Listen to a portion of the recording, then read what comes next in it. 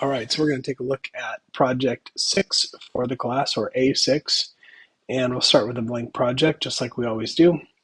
And let's get rid of everything inside the body there so we can kind of start from scratch. So the first thing we want to do here is we're gonna be creating a math quiz app that shows 5 problems, and the user answers them, and then it tells you how many of the total you got right. So we're going to create a few variables, a few state variables, so that they can be bound to some of our controls. So we're going to say state private variable questions, and this is an array that holds strings. So we'll put a string in square brackets, and then we will initialize that as an empty array. And same thing for answers. State private variable answers, and this is a array that contains integers, so we'll define it like this. And finally, we have one called user inputs. So state private variable user inputs, and these are strings also. It's an array of strings, so we'll initialize it like this. And then finally, we will have a message private variable score message, and we can use implicit typing here to create an empty string, and that will type it as a string. And then of course we need a question count, so we use let because that is going to be I'm just going to use Q count for this. Less typing is better. Equals 5, and that's sufficient here. I don't have to make that a state variable because that's a read only and it's not a variable. We're set it using let because it's a constant. So let's go ahead and inside the body create our VStack, and we're going to sort of build out our interface here. So let's go ahead and do that.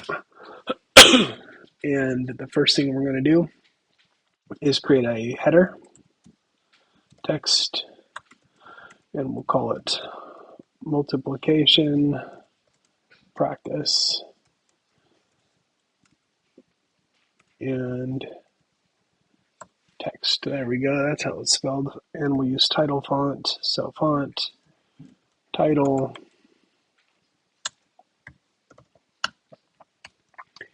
and bold. We'll make it bold as well. Oops, my goodness, bold. And that's all we need to make that bold. Now, what we're going to do here is we're going to create a list of questions, but before we do that, we need to actually create the questions. Now, the questions are going to be created when this appears. So what we're going to do here is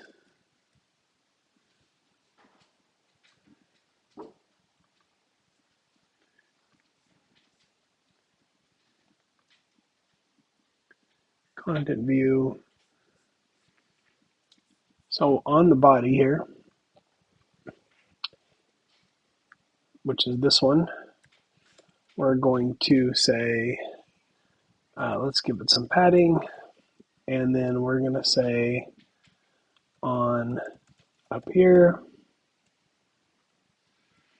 and we're going to tell it what to do when the body appears. So when the body appears, when this gets loaded,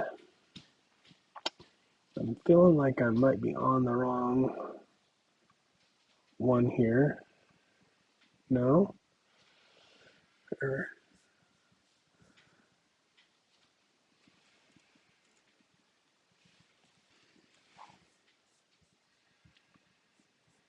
actually going to go here not on the body, but we're actually going to go on the V stack. And that's where that would be more appropriate. So when the V stack appears, we want to initialize our program. So I'm going to say questions, remove all, which clears out that array. Same with answers and also user inputs. So I'm basically, when the app appears, I'm clearing out everything, and then I'm creating new questions. So I'm going to use a for loop, and I'm going to say for blank or underscore in 0 to 1 less than Q count, 1 less than the question count. And so for each question, basically, what I'm going to do here is I'm going to create a let a equal int random, and I'm going to give it a range. I'm going to say between 2 and 12. And I'm going to do the same thing for b. Let b equal int dot random, and the range is going to be 2 to 12. And now I'm going to use those random numbers. Each one of a and b will both be random numbers. And I'm going to start by appending sort of these questions. So there's, to the question, I'm appending a string that says basically a times b. Notice I'm using string insertion here and here to insert those integers into that string. So it says blank times blank. And then the next thing I'm going to do is I'm going to append to answers. I'm going to append the actual answer to a times b. And then I'm going to create a blank user input. So I'm going to append a blank user input that corresponds to that question. So it does all of this when we first start, or when we first pull up this view. And now all of these things have data in them, these arrays. So now I can use those arrays to generate the visual problems on the screen. So let's do that. And I'm going to say, I'm going to say for each, and I'm going to say 0 to 1 less than questions count, and we'll set the ID at self, because each one is going to be unique. And now I'm going to say index in. So each thing I create in here is going to be called index.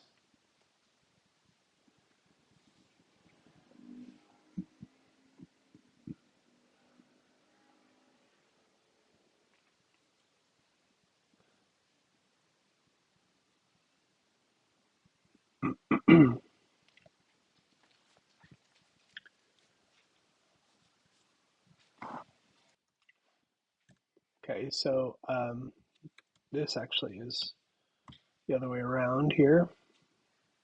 And now that should go away. There we go.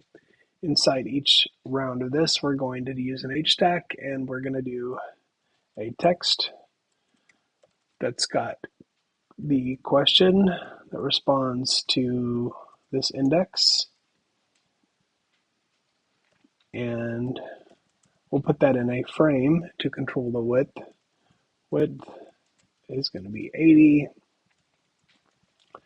And the alignment is going to be leading, which means, well, it'll be aligned to the left side of the box. And then beneath that, we're going to write a text field. Oops, this should be questions.index. There we go. Text field. and we'll call that answer. And then the text is going to be bound to user inputs at that index.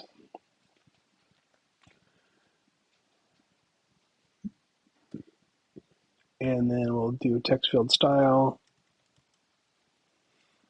Text field style is going to be rounded border.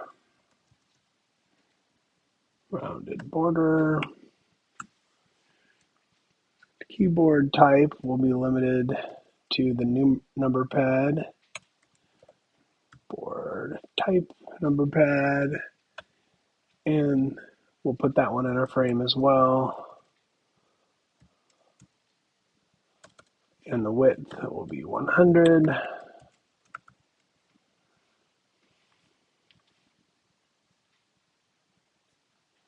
Oops, text field, go away. Oh, text field has an L in it. There we go. Will it work? That's closer.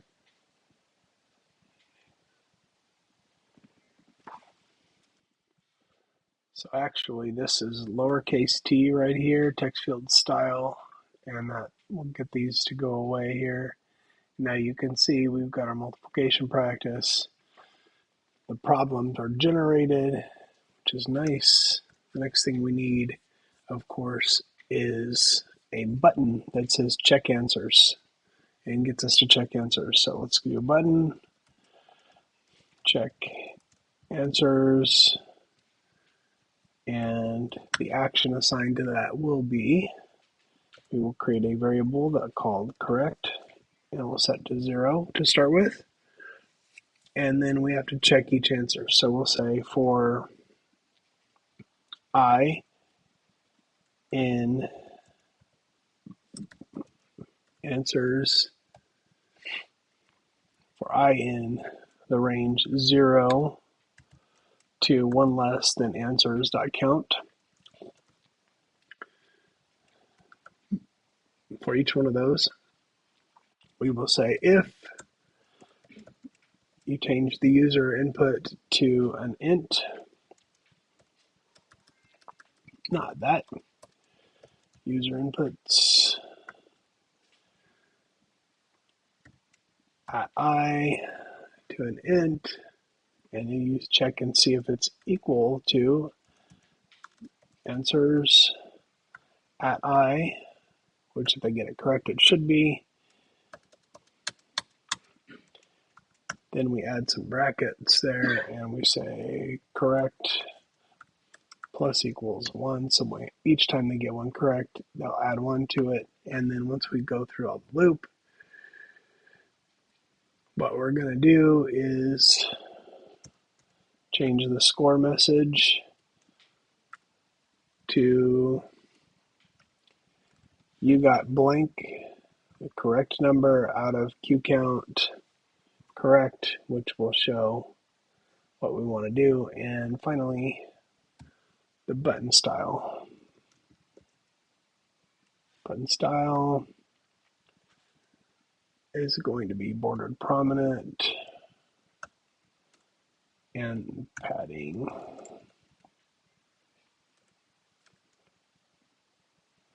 All right, so let's try this out. We'll check the answers. 9 times 11 is 99. 5 times 6 is 30. Let's get some wrong. And check answers. Oh, there's one thing we forgot. And that is the score message needs to be added. So we'll say if